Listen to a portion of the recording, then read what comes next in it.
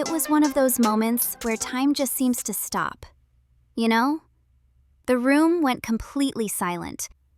I could hear the hum of the refrigerator in the break room. That's how quiet it was. I looked at his face, and I knew, instantly, that the words coming out of my mouth had landed in the absolute wrong place. I just wanted to crawl under the table. I was trying to be supportive, I really was. But instead, it sounded like I was canceling the whole project. Oh, that feeling in your stomach. It's heavy, isn't it? Like a sudden drop. Exactly. A total drop. I was standing there, holding my coffee, which was getting cold, by the way, desperately thinking, wait, that's not what I meant. How do I fix this? And in that silence, every second feels like an hour. It really does. Hello, everyone, and welcome back to Love English Lab. I'm Megan. And I'm Luna.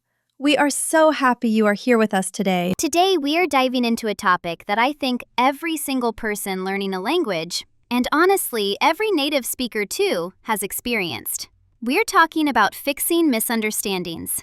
That moment when you say something and it comes out wrong. Yes, it's about that gap between what is in your heart and what actually arrives in the other person's ears. It can be a very vulnerable place. So, Megan, take us back to that break room. What exactly happened? Okay, so this happened last week here in Toronto. It was a rainy Tuesday, very gray outside. I was rushing, as usual. I had my headphones around my neck, my laptop open. Typical chaotic morning. I was talking to a colleague, Mark. He had just finished a draft of a big presentation. The pressure was on. Definitely. He looked tired. You know that look when someone has been staring at a screen for 10 hours? His eyes were a bit red. His shoulders were slumped. So I wanted to tell him that he had done enough work and he should go home and rest. I wanted to be kind. That sounds lovely. Very supportive. Right? That was the intention. But I was distracted. I was checking an email on my phone at the same time. Bad habit, I know. So I glanced up and said, very briskly, "Mark, you're finished. Just go." Oh. I know. You're finished. In English, that can mean you are done with your task, but it can also sound like you are fired or you have failed. And the way I said it, just go. It sounded so dismissive, like I was kicking him out. I can picture his face, that tiny micro-expression of shock. He blinked. He just froze. And because I was rushing, I didn't catch it immediately. I took a sip of my latte, looked back at my phone, and then the silence hit me. I looked up, and he looked crushed. He quietly started packing his bag, looking very sad. And I realized, oh no, he thinks I'm angry at him. It's amazing how much weight a few simple words can carry. You're finished. It's technically correct grammar, but the emotional context was completely missing. Exactly. I had to jump in and save it. I put my phone down, slammed it down actually, on the table and said, "No, wait, Mark, that's not what I meant. I mean, you have worked so hard. You did a great job. Please, go home and relax because you deserve it." And the tension melted? Thankfully, yes. He laughed. A bit of a nervous laugh, but he laughed. He said, "Wow, Megan, for a second I thought I was being sent to the principal's office." That is such a human moment. I think we often forget that communication isn't just about the words we choose. It's about the speed, the tone, and, like you said, whether we are looking at the person or looking at a screen. Exactly.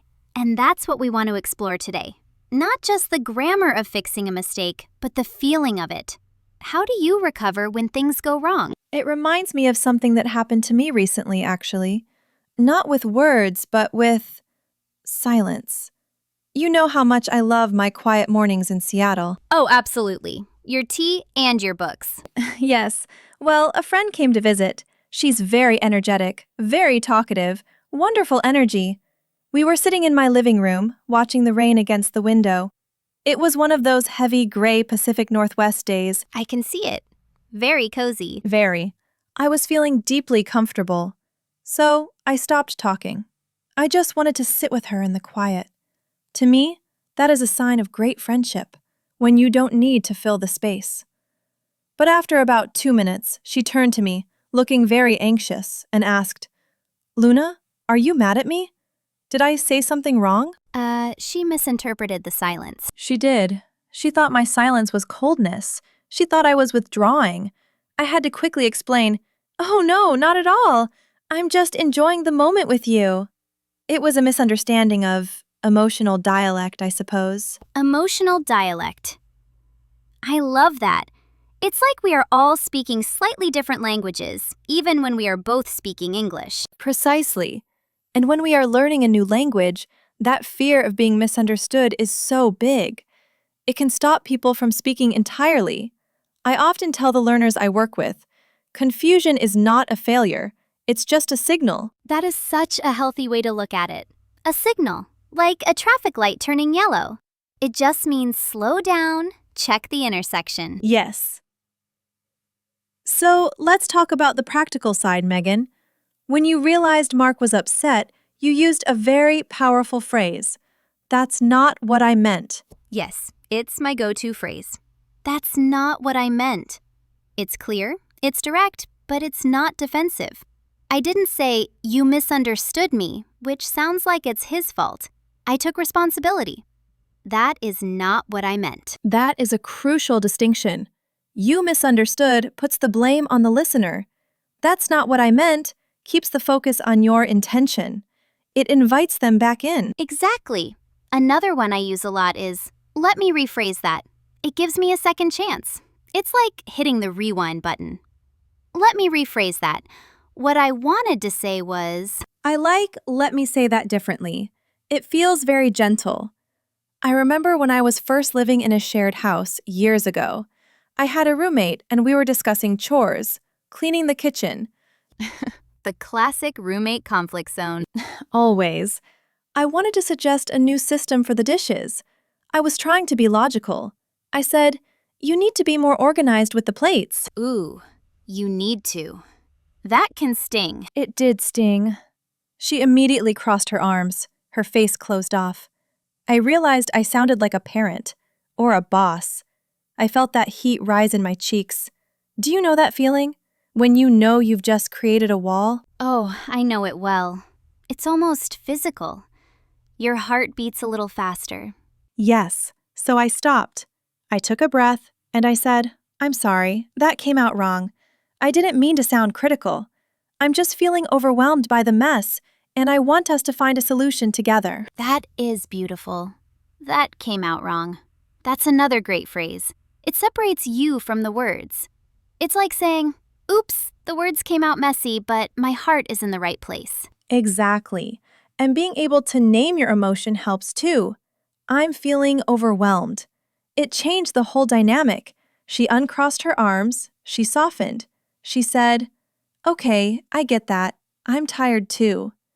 And suddenly, we were on the same team again. You know, this makes me think about tone. You mentioned you sounded like a parent. I think a lot of English learners worry about their tone. They worry they sound rude because they are translating directly from their native language, where maybe a direct command is perfectly polite. Yes, in some cultures, saying, give me the salt is standard. In English, if you say, give me the salt without a please or could you, it sounds incredibly harsh. It sounds like a demand. Give me the salt. Right. And if a learner says that, and everyone at the table looks shocked, they might panic. They might think, I am bad at English. But really, they just missed a softener. So how do we fix that in the moment? If you demand the salt and the table goes quiet, what do you say? I would say, smile first. A smile bridges a lot of gaps. And then simple honesty. Sorry, I'm still learning the polite way to say that. Could you please pass the salt? Honesty is so disarming. People are usually very patient if you just admit you're struggling. I was ordering coffee the other day. Just a black coffee, very simple. And the barista asked me something I completely didn't hear. It was loud in the cafe, the espresso machine was hissing. That loud hiss of steam. I love that sound. But it is terrible for conversation. Terrible. It's like a jet engine.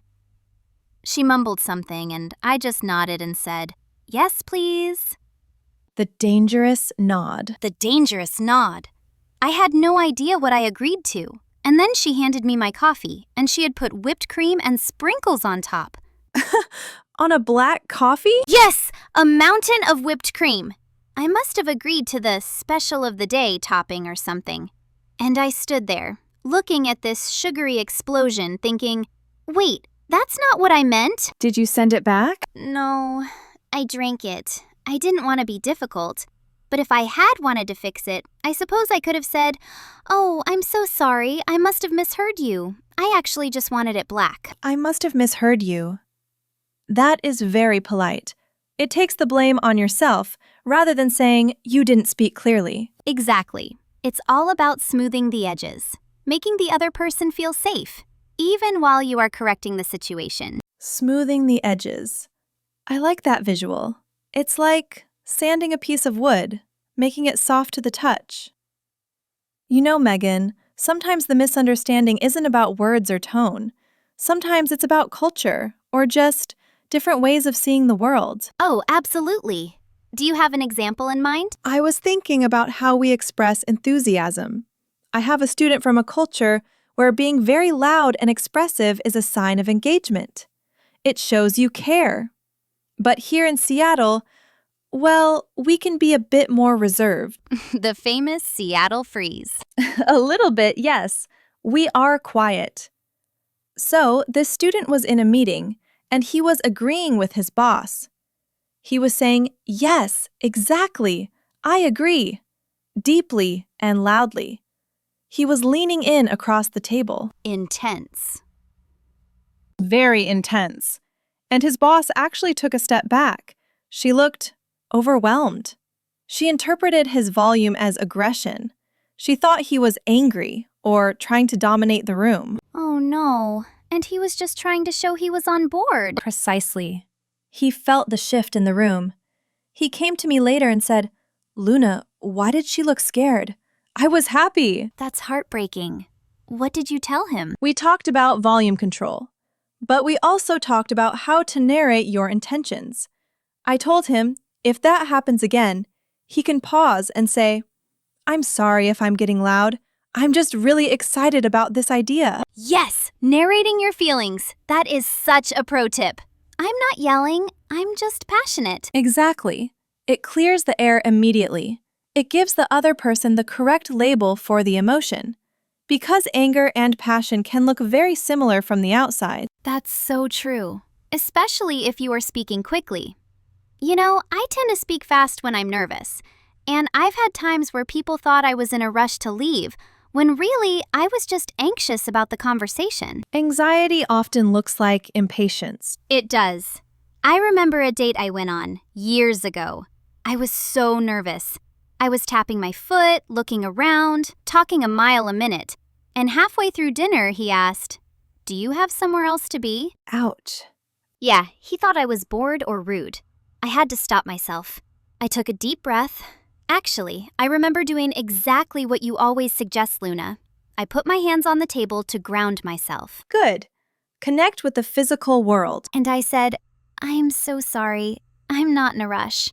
I'm actually just a little nervous because I really wanted this to go well." That is so brave. Being vulnerable is the ultimate fix for a misunderstanding. What was his reaction? He smiled. A real, genuine smile.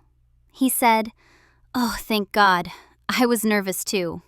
And the rest of the dinner was perfect. We just needed to clear that fog of assumption. The fog of assumption. We walk around in it all day, don't we? We assume we know what people mean. We assume they know what we mean. And language barriers just make that fog a little thicker. But the tools to clear it are actually quite simple. It's about pausing, checking in. Checking in. Does that make sense? Is a phrase I use often. Not, "Did you understand?" which can sound condescending, but "Does that make sense?" It asks, "Did I explain that clearly?" Or, "Am I explaining this well?" I use that when I'm teaching. If I see a student looking confused, I don't say, "What don't you get?" I say, I feel like I'm tangling my words today. Let me try that again. It lowers the pressure. It makes the conversation a shared space rather than a test. Speaking of tests, I have a funny one. My brother once told a waiter he was full after a meal, but he used the wrong word in French when we were traveling. He told the waiter he was pregnant. No! Yes, the waiter was very confused. My brother is a 6-foot-tall man with a beard, and he's sitting there patting his stomach saying confidently, "I am pregnant, thank you." Oh, that is wonderful. We laughed about it for days. But in that moment, once we realized the mistake, we just laughed with the waiter. Humor is another great tool. If you make a mistake, if you say something silly, just laugh. Don't freeze up. Laughing releases the tension. It tells the other person, I am human. I am imperfect. It's okay. Exactly. Perfection is boring anyway. I think that is the core of it, really. If we try to be perfect, we become rigid. And when we are rigid, we break more easily. If we are soft, if we are flexible, we can bend with the misunderstandings. We can say, oops, not that, and move on. Flexible. Like bamboo. Like bamboo, or like water, just flowing around the rock. So let's recap some of these repair kit phrases we've talked about today, because having them in your pocket makes you feel so much safer. Yes, let's list them. First, the direct correction. That's not what I meant. And the softer version. Let me rephrase that, or let me say that differently. Then, taking ownership of the confusion. I think I misheard you, or I didn't catch that. And explaining your state of mind. I'm sorry, I'm just a bit nervous, or I'm just really excited. And finally, checking for clarity. Does that make sense? These are simple phrases, but they are superpowers. They stop the panic. They keep the connection open. And remember, it is okay to pause. If you feel that misunderstanding happening, stop. Take a breath. Look the person in the eye. You don't have to rush to fix it. The silence is not your enemy. I love that. The silence is not your enemy.